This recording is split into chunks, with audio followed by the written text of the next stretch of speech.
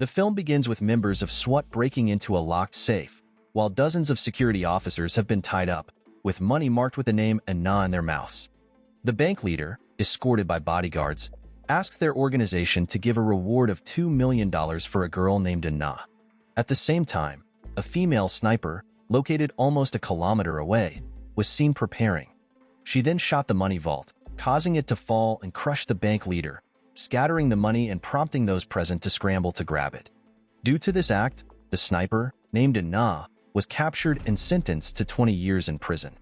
However, Anna believed that the bank was a money laundering operation for drug lords who extorted people with high interest rates, making her feel justified in punishing them. Unfortunately, Anna's behavior, which is like that of a mad person, leads to her being taken to a mental hospital instead of prison. Anna even curses at the doctor examining her, as she believes that the hospital is only used to punish criminals, even though the doctors there are collaborating with the drug lord. Therefore, she screams that she just wants to go to prison. The doctor then concluded that Anna had a mental disorder and multiple personality disorder. Following this, Anna decided to attack and kill the doctor, leading to her being restrained like a high-level criminal and considered a fugitive when taken out. At the same time, from almost a kilometer away on a hill, a sniper was seen targeting the mental hospital where Anna was located. Anna knew she was being hunted, so she decided to escape. Meanwhile, the nurses in the mental hospital were actually disguised killers who had murdered all the staff and patients under orders to leave no witnesses and kill Anna. Fortunately, a male nurse named Nasi Pun survived because a corpse covered his body. Moments later, Anna fought against the killers, but the female sniper outside continued to shoot at her and informed her colleagues of Anna's position. With this information, all the killers entered, leading to a chase that resulted in many casualties. Despite being relentlessly pursued and shot at, Anna continued to fight back using a firearm she found. However, this didn't last long as she soon ran out of bullets. When she saw Sipun, Anna asked him to bring her a weapon and informed him about the sniper outside. Meanwhile, the female sniper outside kept shooting, so Anna gave instructions on when Sipun should move and stop, diverting the sniper's attention. Before long, Sipun succeeded despite the flying bullets. Anna then quickly told him to stay there and helped her. Eventually, Anna managed to shoot and kill the female sniper outside. Soon after, soldiers began to arrive, prompting Anna to want to leave quickly. However, she was careless, and Sipun managed to inject her with a sedative, causing Anna to become weak. As she weakened, she started reminiscing about her past when she was betrayed by her superior named Roger. Sometime later, in a dark room, people were seen reading Anna's biodata while a group of elite soldiers tortured her. It turned out that Anna had joined the Chinese government's elite forces at the age of 12 and became the only female sniper to graduate with the highest rank. Additionally, her last team had been disbanded 3 years ago, and Anna had disappeared to work alone. While working alone, Anna had eliminated at least 50 major drug dealers and disrupted the drug market. Sipun's biodata was also read because he was suspected of being Anna's accomplice, as he was the only nurse who survived the attack. The person reading the biodata was the elite force commander named Jean Tai. At that moment, Anna laughed, while Sipun begged and claimed he was just a victim. Unfortunately, Anna claimed that Sipun was her partner, leading to an argument until Jean Tai ordered them to be silent. Jean Tai then said he wanted Anna to help him eliminate someone. Hearing this, Anna agreed on the condition that she be freed first, and Jean Tai agreed. Anna then asked who the target was, and Jean Tai explained that they were elite soldiers from a small kingdom on the border of China, the kingdom of Liby Walla. This kingdom was one of the world's largest drug producers, with all control and trade held by the king, who had been killed by his own son, leading to a civil war. While Jean Tai was explaining their target, Anna suddenly attacked him. However, he injected something into her body first. Because of this, Anna screamed, demanding to know what had been injected, and Jean Tai demonstrated on a rat, showing that it was a nanobomb. Realizing this, Anna refused the mission and tried to escape, until Jean Tai threatened to detonate the bomb, leaving Anna with no choice but to agree. If the mission succeeded, they would give her a new identity and $2 million as a reward. Additionally, they would ask the Chinese government to grant her special privileges and revoke all her sentences. Before proceeding, Na informed them that an international drug trafficking organization had placed a $2 million bounty on her head, and hundreds of people were hunting her. Tai promised to pay the organization $2 million and erase her fugitive status. If successful, Na would get a new life. Hearing this, Na agreed, but with the condition that she would bring Pun with her. Pun was terrified and begged for help. Unfortunately, he could do nothing. Not long after, they were on a plane heading to the war-torn kingdom of Liby Walla. All border routes were blocked, so they could only enter by air. At that moment, Tommy was sent by Commander Tai, connected via video call, and informed them about the current situation, where the eldest and second sons of the Liby Walla kingdom were fighting for power. Tommy also provided coordinates for their location, but was interrupted by children around him. Because of this, Tommy immediately chased the children and then showed the location of their hideout. However, the house was no longer safe because the eldest son's troops were already there. Realizing this, Tommy immediately begged for mercy, claiming that he was just a priest calming the children. Na thought this was a good idea, while Pun screamed in fear, insisting that he was forced to be involved. At that moment, Na suddenly opened the airplane door and kicked Pun out, then jumped herself. Commander Tai also jumped, instructing his troops to land at the designated coordinates and prepare for Plan B before following Na. While still in the air, Na managed to catch Pun and open his parachute. When Pun regained consciousness, he found himself in the middle of the war, with Tai firing a weapon in his hand. Na immediately instructed Pun to help her and start shooting.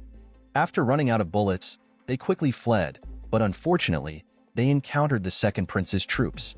As the situation grew more dire, Pun decided to wave a white flag made from his shirt, while the two princes met in the midst of the battle. At that moment, the three of them were not recognized, but Tai was identified as someone with connections to the old king.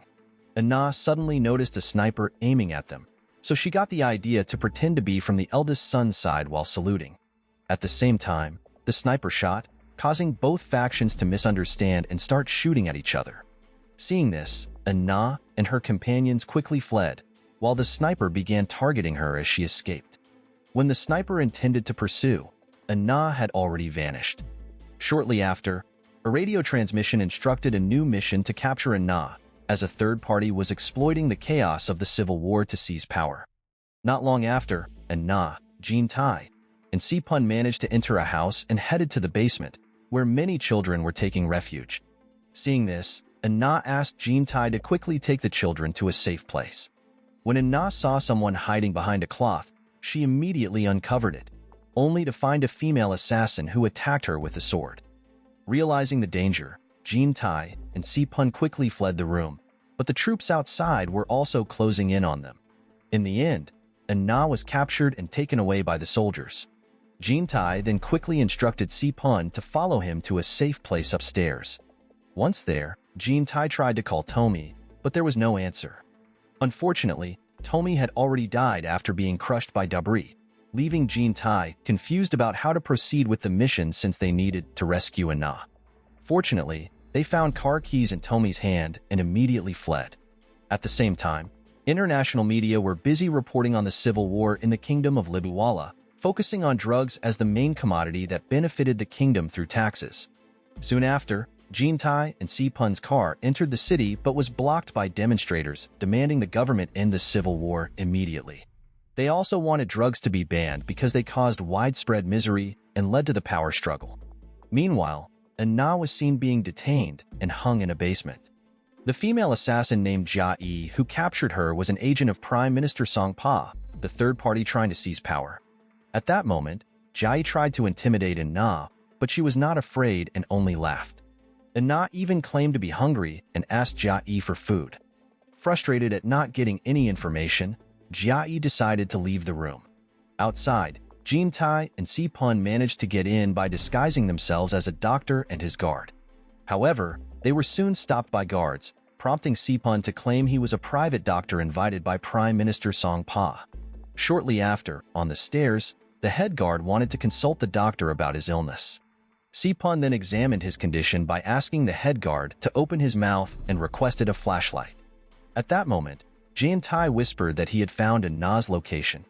Because of this, Sipun pointed a gun at the head guard's head and demanded the location of the underground prison, while Jin Tai quickly eliminated all the guards in the room.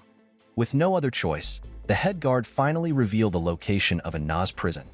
In the underground prison, Na began talking to the two guards, eventually moving them to the point where they wanted to help her. Meanwhile, Jin Tai headed to the basement, eliminating any guards he encountered along the way. Jin Tai finally arrived, but Na was already gone, so he ordered Sipun to keep searching. At that moment, Na was seen disguised herself as a food delivery servant. While Jin Tai was still struggling to find her as he was being forced to fight off the guards. At the same time, a young boy was seen playing in the courtyard. The boy was the youngest prince of the kingdom of Liby Walla, named Haman. Apparently, Na came to get food and play with him. She then showed him a toy train and took his portion of food. However, Haman's legs were shackled, preventing him from going anywhere. Seeing this, Na was reminded of her past. Suddenly, the head servant scolded her and ordered her to help inside, so she left the place. Meanwhile, Jin Tai and Sipun were still trying to find Na.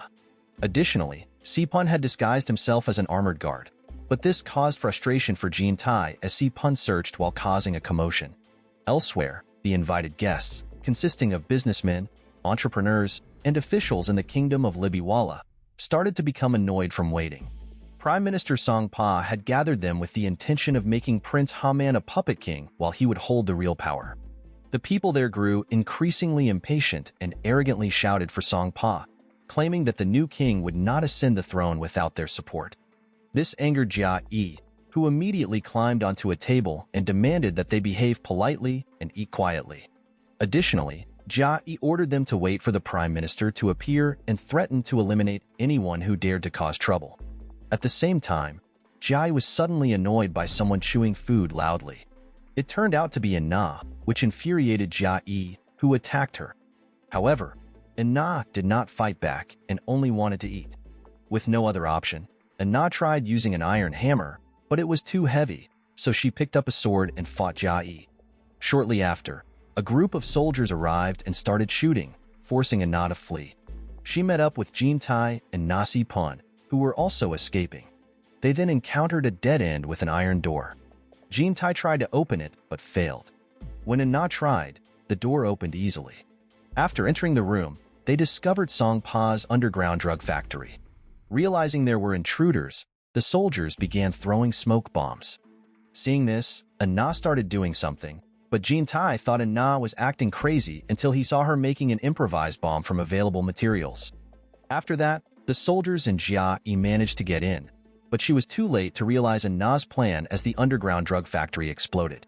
Amid the chaos, Na, Jin Tai, and Sipun quickly fled. Not long after, Roger suddenly entered, prompting Jia Yi, who was dissatisfied with his actions, to attack him. However, Prime Minister Song Pa arrived to mediate between them and then greeted the guests. Meanwhile, Na, Jin Tai, and Sipun were seen arriving at the Prime Minister's residence. It turned out that Jin Tai, who had previously served here, knew the location. At the same time, Na found an advanced sniper rifle and began modifying it. Jin Tai then reprimanded her and wondered why she was so strong. Meanwhile, Sipun began treating their wounds and asked why Na never aimed her weapon at children. Hearing this, Na fell silent and immediately remembered her past. The scene flashes back to the past, showing Na as a child growing up in a refugee camp guarded by armed soldiers. Everyone in the camp, including children, was seen carrying and pointing weapons. The children in the camp were victims of experiments. One day, the Chinese army stormed the place, and Na was rescued, eventually joined the military, becoming a formidable sniper. During her time, Na often served in war zones and delivered food to refugees. However, on one particular day, Na witnessed the dark side of drug traffickers. They used civilians, and children were tied with bombs. The drug traffickers also turned ordinary people into monsters by attacking mercilessly, resulting in the deaths of many of her comrades. However, Na couldn't bring herself to target a child. This is why Na harbors deep hatred and is determined to eliminate all drug traffickers in the world. Jin Tai, who fainted from a drug injection, recalls the message from the old king. Their country is controlled by Song Pa, who plans to legalize drug laws. It turned out, the old king wanted the kingdom of Liby Walla to break free from the grip of drugs, no matter what, even if it meant sacrificing his 3 princes. Because of this, all the soldiers swore to carry out the old king's will. Shortly after, junkie regains consciousness and sees shocking news on TV, as the first and second princes have died in an armed conflict. At the same time, Prime Minister Song Pa announces that according to royal law, the third prince, Ha Man, will be crowned king tomorrow at 8 p.m. On the other hand, Na was frustrated because her target was already dead and urged junkie to release her, as she was tired of being in this kingdom. Junkie, holding the nanobomb remote, explained that the third prince would only become a puppet for Song Pa therefore, Na had to help him finish this. With no other choice, Na reluctantly agreed because the nanobomb was still inside her body. Meanwhile, Roger was seen meet Song Pa to remind him of his promise that if he succeeds in seizing power, Roger will control the entire military. Song Pa agrees, and Roger eliminates the generals who might oppose him. At the same time, only one general submits and is spared. Shortly after, Roger checks the preparations for the coronation with Song Pa, but he doesn't care about the country as long as it makes him a lot of money from drug trafficking. That night, the coronation ceremony began. Walla and junkie were in a building 3 kilometers from the coronation site. Sipun also arrived, bringing her weapon. At that moment, Na asked who the target was, and junkie explained that their target could only be eliminated from this 3,000-meter distance, meaning only Na could make the shot. Shortly after, the bell rings, signaling the start of the event. Because of this, Na and junkie who were on the rooftop readying a sniper rifle. At that moment, junkie helps measure humidity, weather, and wind direction. It turned out there will be 3 fireworks explosions, so Na only has 3 chances. Afterward, Prince Ha Man stepped onto the podium and the ceremony began. Seeing this, Na realized that her target was Prince Ha Man because he must not ascend the throne and be exploited by Song Pa. Amidst her hesitation, the first and second fireworks exploded, prompting junkie to wonder why Na hadn't shot yet. Unfortunately, junkie didn't know that Na never shot children. Meanwhile, Prince Ha Man was about to sign his inauguration and ratify Song Pa's drug law. In the final moments, Na shot the shackles binding Ha Man's feet, causing chaos and panic. As a result, Ha Man was taken inside by Roger, while junkie decided to detonate the nanobomb. However, Na quickly explained that she does not target children. At the same time, soldiers who had discovered their location began to chase and shoot at them, causing junkie's nanobomb remote to fall and break. The 2 of them ended up pointing guns at each other, with Sipun caught in the middle. In the ensuing shootout, junkie fled into the building, pursued and fired upon by police and soldiers. Meanwhile, Sipun, forced to return fire, was extremely frustrated with being involved in this chaotic situation. Sipun tried to run out but was shot at by junkie, eventually forcing him to return to Na. At the same time, Na was not in good condition, feeling frustrated after getting involved in the civil war in this kingdom. Suddenly, a sniper shot at her. Fortunately, Na managed to return fire, revealing that the shooter was Roger.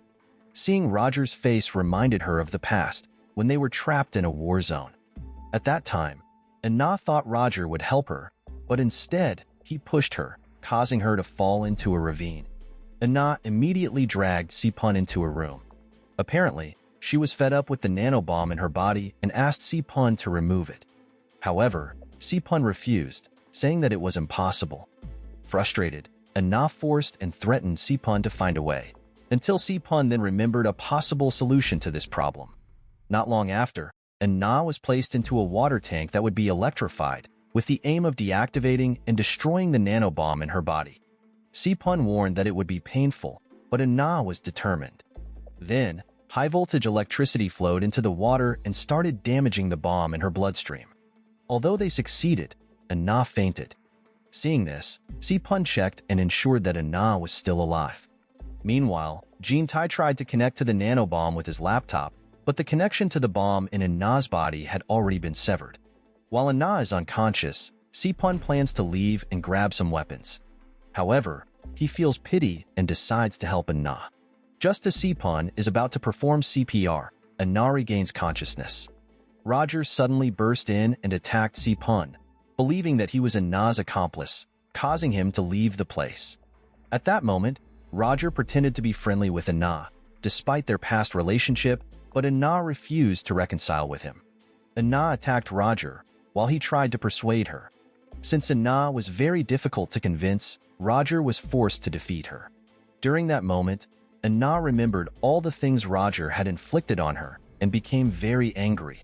However, because of their close relationship in the past and Roger's sweet words, Na softened. Moments later, Sipun entered and informed them that a group of soldiers was approaching, so they had to leave immediately. Roger suspected that the soldiers were Song Pa's men, but they were soon attacked, causing Roger to be angry and confused about Song Pa's intentions. On the other hand, Prince Ha-man was seen making a video call requesting help, revealing that he was being chased by a group of soldiers but managed to escape. Because of that, Roger asked Na for help in tracking and rescuing Prince Ha-man to bring him to a safe place. Na agreed, and together with Sipun, they left the building, stole a motorcycle, and fled. It turned out that Prince Ha-man was on the run, and a group of soldiers led by Jin Tai began chasing and shooting at them. At the same time, Na got involved in a gunfight, then removed Sipun's helmet that was obstructing his view while shooting at Jin Tai's soldiers' vehicles. The soldiers did not give up and entered Prince Ha-man's car, so Na used her skills to destroy all the vehicles. Finally, Na managed to get into Prince Ha-man's car along with Sipun before they escaped. Because of this, Jin Tai became very frustrated, while Song Pa managed to meet Roger and blamed him for failing to capture Prince Ha-man. At that moment, Roger was also accused of abandoning the third prince and letting him escape. Therefore, their agreement was cancelled, and Song Pa would not hand over military control to Roger. Additionally, Song Pa felt that Roger's services and assistance were sufficient and no longer needed. Song Pa ordered Jia Yi to eliminate Roger before leaving the room. At that moment, Jia Yi approached and was about to kill him, but it turned out that Jia Yi had fallen in love and was indebted to Roger because he had saved her in the past. Therefore, Jia Yi did not follow Song Pa's orders and instead saved Roger. Jia Yi then asked if Roger still needed her now that Na, his ex-girlfriend, had returned. Unfortunately, the cunning Roger seduced her and said that he still needed Jia Yi, so they left the room together. Shortly after, Song Pa was very surprised that Roger was free and immediately scolded Jia Yi for betraying him. However, Roger explained that Jia Yi had never been his subordinate and quickly killed Song Pa, as Roger intended to take over the kingdom. On the other hand, the car carrying Na stopped, and Ha-man got out of the car, curious why she didn't shoot him. It turned out that Ha-man had intentionally escaped from Song Pa's house because he strongly opposed the legalization of drugs in his country. He also knew that drugs had caused his people to suffer and lose everything. Knowing this, Na considered Ha-man wise because she also hated drugs. Therefore, Ha-man begged Na to help him regain his right to be king and was willing to pay any price. Na agreed, but asked to be paid with donuts. At the same time, Jin Tai arrived there, but he was unaware of what had happened to Song Pa and insisted that he could not let Ha-man live to become Song Pa's puppet because the people would suffer even more. Hearing this, Na thought Jin Tai was foolish, as the one who should be pursued was Song Pa, not Ha-man. Additionally, Na felt that Jin Tai was too stubborn and rigid, as Ha-man could actually become a good king. At that moment, Na and Jin Tai pointed their guns at each other, while Jin Tai said that after killing the prince, he would end everything. In that intense moment, Sipun suddenly arrived and stopped them, saying that they needed to work together. Apparently, Sipun was frustrated because he had worked hard all this time for school, earning money, and being a caregiver for his parents, but now he was trapped in this country. Therefore, Sipun cursed at both of them, reminding them that they had the ability to save many people, but were instead fighting here. Ha-man then told Jin Tai that killing him would be useless because Song Pa would easily find a replacement.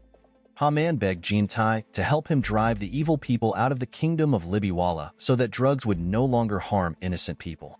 Hearing this, Jin Tai fell silent, while Na laughed, feeling that something was wrong with her mission and questioning whether this mission was more important than innocent lives. Because of that, Na asked Jin Tai to just shoot her. When Jin Tai wanted to shoot, he found himself unable to kill Na and Ha-man. Because of this, Ha-man thanked Jin Tai and continued to trust him. Tai then saluted and now believed in the third prince. Unfortunately, they were short on men, and Tai complained that Na had killed all his soldiers. Na denied it, saying she did not kill his soldiers. At the same time, Tai's wounded soldiers arrived and Tai prevented them from attacking Na because they had now become allies. A few moments later, Haman revealed that Song Pa had been killed by Roger because they both intended to turn the kingdom into a drug manufacturer.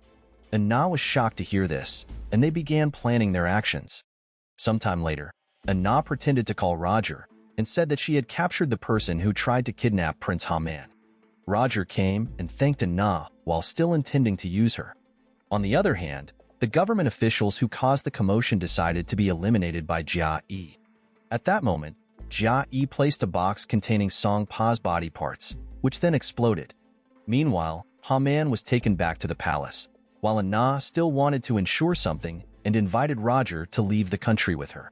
Hearing this, Roger refused and said they could live peacefully in the kingdom without needing to go elsewhere.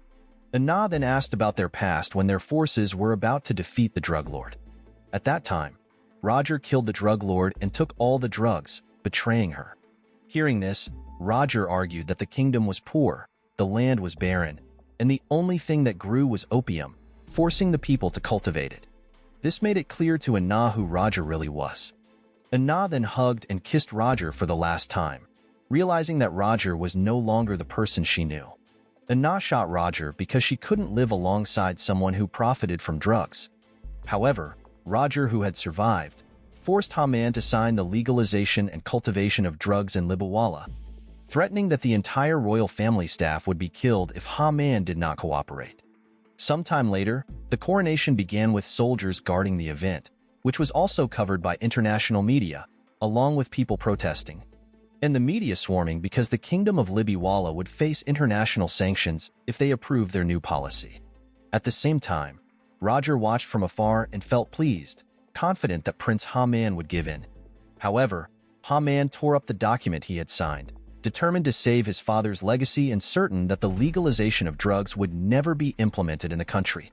Roger was furious at this, while chaos quickly ensued as a group of soldiers threw smoke bombs towards Prince Haman. It turned out to be Tai's men who had infiltrated and disguised themselves as guards, swiftly taking Haman away.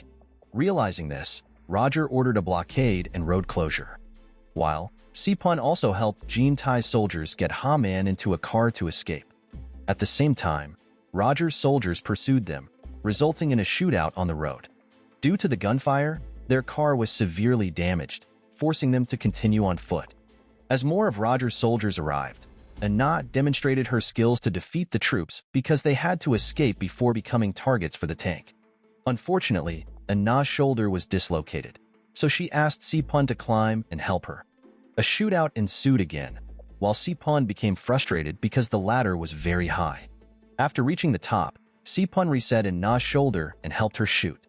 However, Roger already knew her habits and fighting style, so he informed his men about her location.